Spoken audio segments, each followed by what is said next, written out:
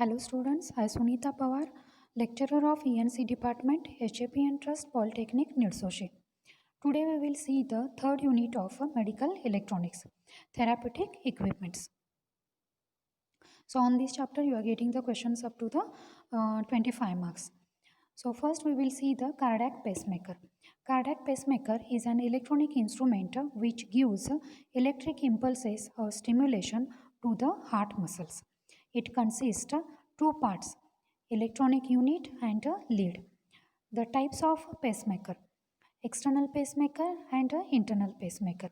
So external pacemaker is used when temporary problems are related to the heart. In that case, they are using the external pacemakers. Whenever the damage is occurred permanently, that time internal pacemakers are used. Now we will see the comparison between internal and external pacemaker. First, internal pacemaker.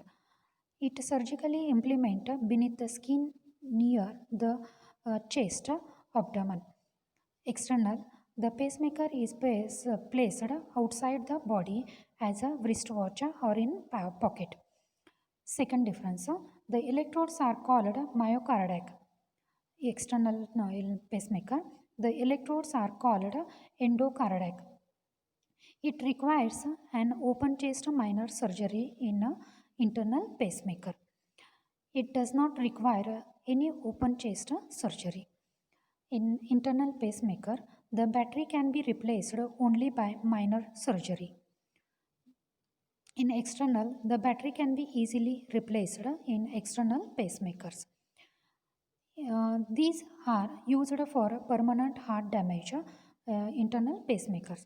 External pacemakers are used for temporary heart irregularities. So this one question you are getting for the 5 marks for the comparison. Defibrillators. The instrument for administering the shock is called defibrillator. Ventricular need of the defibrillator. Ventricular fibrillation is serious cardiac emergency resulted from asynchronous contraction of the heart muscles. Types of defibrillator.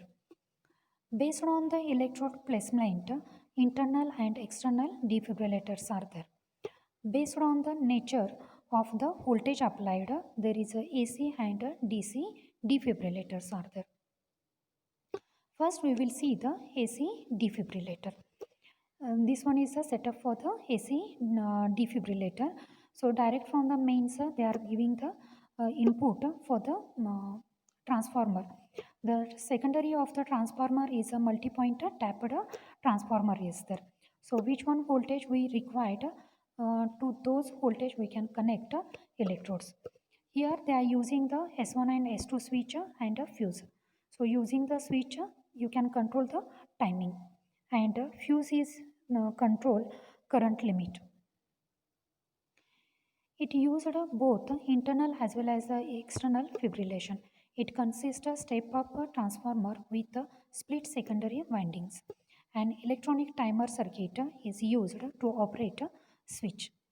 In timer circuit, RC network or monostable multivibrator is used. Disadvantages of the AC defibrillator. It produce some side effects like a burning of a skin, violent contraction of muscles. It requires successive attempts. It is not suitable for treating arterial fibrillation. Now we will see the DC defibrillator. So this one is the circuit diagram for the DC defibrillator. In this DC defibrillator, AC waveform is converted into the DC. So when the circuit switch is positioned at A, then capacitor is allowed to charge to a voltage set by positioning of the auto transformer. When switch changes to B, the capacitor discharges across the heart through the electrodes. Inductor is used to show down the discharging process. Advantages of DC defibrillator. more effective for treating a ventricular fibrillation as well as for atrial fibrillation. This method requires a few attempts and it is less harmful. Now we will see the comparison between external and internal defibrillator.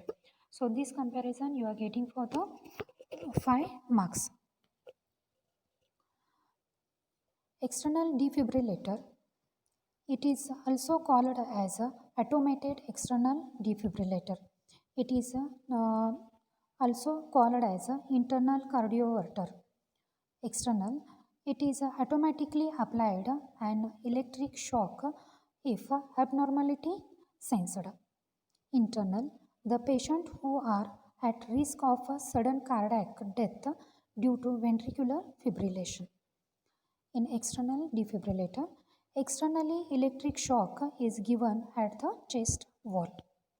The electric shock is given directly to the heart in internal defibrillator. The voltage is used in external defibrillator. Voltage range from 1000 volt to the 4000 volt is used in external defibrillator. In internal defibrillator, 50 volt to the 100 volt voltage is used. In external defibrillator, current passing through the chest is 10 to 60 amperes. Current passing through the heart is 1 to 20 amperes in internal defibrillator. In external defibrillator, paddle-shaped electrodes are used. In internal, spoon-shaped electrodes are used. So on this you are getting the 5 marks question. So this one is the block diagram of a gastric photocoagulator is there. So this one diagram you are getting for the 5 marks. Only diagram you should draw here. This is also diagram of a microwave diathermy setup. This diagram also you are getting for the 5 marks. Only sketch you should draw here. Hemodialyzer machine.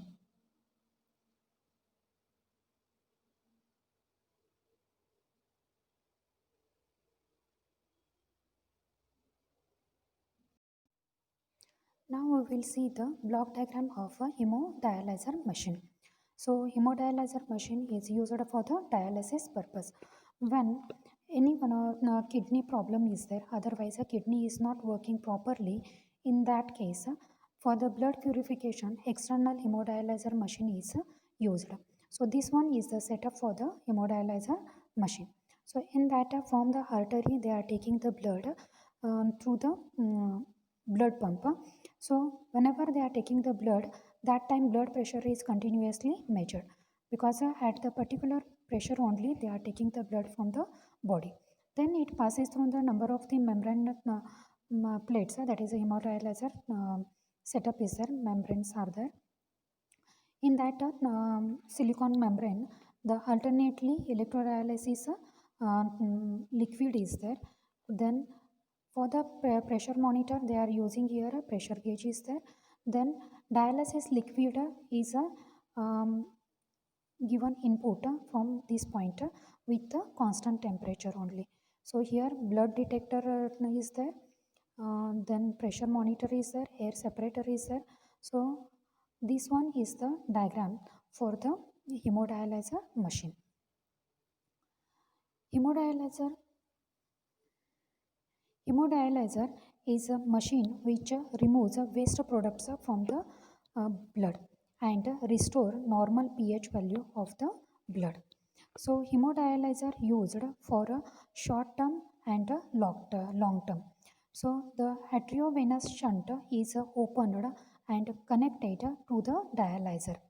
The number of planar sheets of membrane which are pressed together in a frame. There is a blood leak detector is also there, and blood membrane, this membrane rupture is also there. So here from the artery the blood is taken with the blood pressure measurement. So in this membrane, there is a number of the membranes are pressed together, and alternately here electrodialysis solution is flow. In opposite direction, blood is flow here. So in that, now whenever the more waste materials or waste products are present in the blood, that time the gradient, concentration gradient is more in the blood, or so that's why the waste products or waste product is absorbed into the electrolyte solution only. Then it maintain the concentration gradient, and in this way waste product are removed from the blood only. So here they are using here blood detector monitor is there. If suppose any one of the membrane is ruptured, then some blood contents is mixed into the electrolyte solution. So that one blood in electrolyte solution is detected using this blood detector. Then whenever it detect that time, that semi permeable membrane will be changed in the hemodialyzer machine. So here drain is used. Once this purification process is done, then the impure electrolyte solution is taken outside these membranes only, and again using this dialysis liquid in, they are giving the input for the electrodialysis. So whenever they are giving dialysis liquid, that time temperature is maintained constant at 37 degree Celsius. If suppose temperature is increased, then it injures to the number of the cells of blood. Then this purified blood is given to the air separator. During this process, if suppose air bubbles are mixed into the blood, then that air is separated in this bubble separator. So using this blood pressure with the particular pressure only, again the blood is given to the body.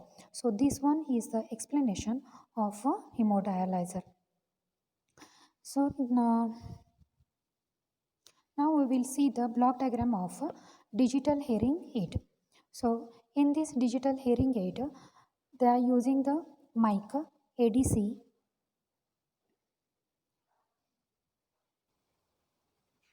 So in digital hearing aid, main blocks are mic, ADC, DSP, DAC, and recorder is there.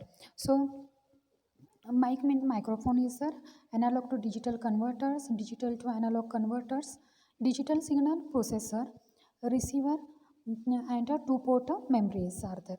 Essentially, sound wave picked up by the microphone, and these electrical signals are converted into digital form by A to D converter.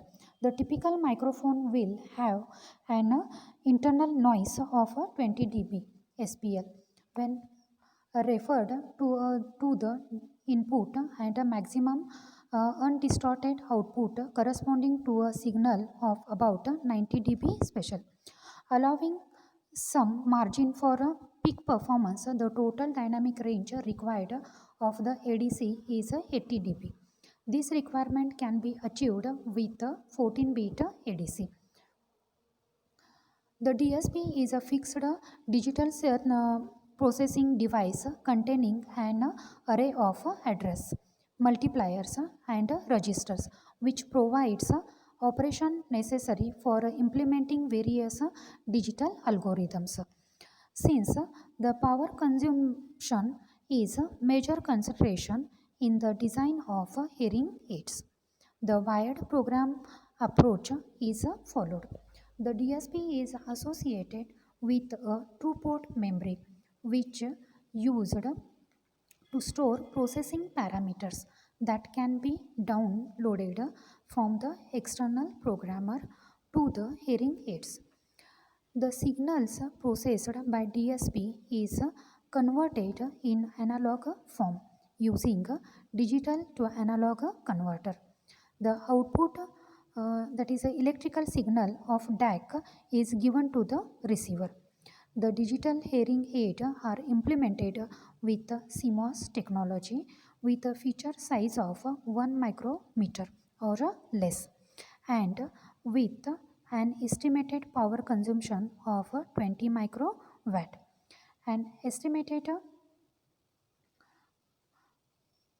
10,000 CMOS inverters are required to implement 4 lakh multiply adder operations for filtering, compression functions and other processing requirement.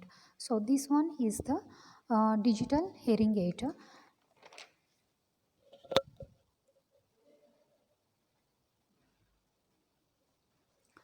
Now we will see the working of a solid state electrosurgical unit.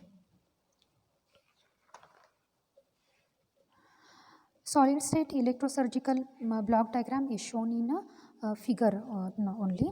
The operating frequency of a solid state surgical diathermy machine is 300 kilohertz to 3 megahertz is there. In monopolar cut process, it requires 0 to 350 watts power is required. Coagulation, it requires 0 to 100 watts. In bipolar leads for cutting process, 5 to 0 to 50 watts is required, and coagulation purpose it requires 0 to 10 watts power is required. The heart of the system is the logic and control part is there, which produces the basic signal and provides various timing signals for the cutting, coagulation and hemostasis modes of operations. In power supply, a stable multivibrator and frequency dividers are used. An astable multivibrator generates 500 kilohertz square wave pulses. The output from this oscillator is divided into a number of frequencies by using binary counters. These are frequencies which are used as a system timing signals. The 250 kilohertz signal used for cutting is given to power output, where it controls the push-pull parallel power transistor output stage. The output of this high power push-pull amplifier is applied to a transformer, which provides voltage step up and isolation for the output signal of the machine. In order to facilitate identification of each mode of operation, they are generating audio tone with different frequencies. So 1 kilohertz tone for the coagulation process, 500 hertz tone for the cutting process, 250 hertz tone for hemostasis. The isolator switch provides isolated switching control between the active hand switch and the rest of the unit. Logic circuits are used to receive external control signals and to operate the isolating relays, which gives visual indication and determine the alarm conditions. The logic circuit receives information from the foot switch, finger switch and alarm sensing points. A thermostat is sometimes mounted on the power amplifier heat sink. If temperature is more, then it becomes open circuited, signaling an alarm and interrupting the output. The output circuit in diathermy machine is generally isolated and carefully insulated from low frequency primary and secondary voltages. During this process, gases are used for the anesthesia purpose. So this one is the explanation or working of a solid state electrosurgical unit. Now we will see the block diagram of electrotherapeutic stimulator. So this one is the block diagram is given to generate the different stimulation pulses. In stimulator, they used variable rate multi vibrator, that is a M1, to set the basic stimulus frequency. The output from the free running multi vibrator triggers a monostable multi vibrator M2 circuit, which sets the pulse width. The output pulse from the monostable provider an interrupted galvanic output whose rate as well as duration can be independently controlled. Another stable multivibrator produces short duration pulses called Faraday current. Faraday current are usually modulated at a frequency set by the multivibrator M1 in a mixer circuit M4. Since the modulation of Faraday pulses takes place with a low rate of increase and decrease, the output of M4 is a surged Faraday current is there. By integrating the output of M2, the interrupted galvanic pulses can be modified to have an exponential rise and fall. The shape of these pulses is similar to an triangular waveform. The galvanic current is also made available by suitably tapping off the DC supply. Finally, any one of the waveform can be selected through a selector switch and fed either to an emitter follower stage in order to provide a low output impedance constant voltage output to a high output impedance constant current stage. Output impedance of a constant voltage stimulator is of the order of 100 ohm, and constant current type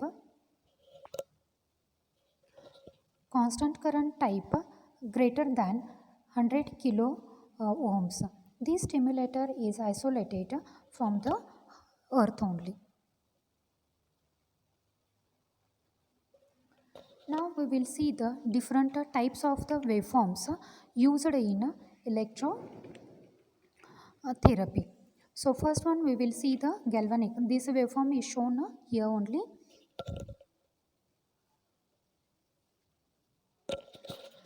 First is the galvanic current is there. When steady flow of direct current is passed through a tissue, its effect is primarily chemical. It causes the movement of ions and their collection at the skin areas lying immediately beneath the electrodes.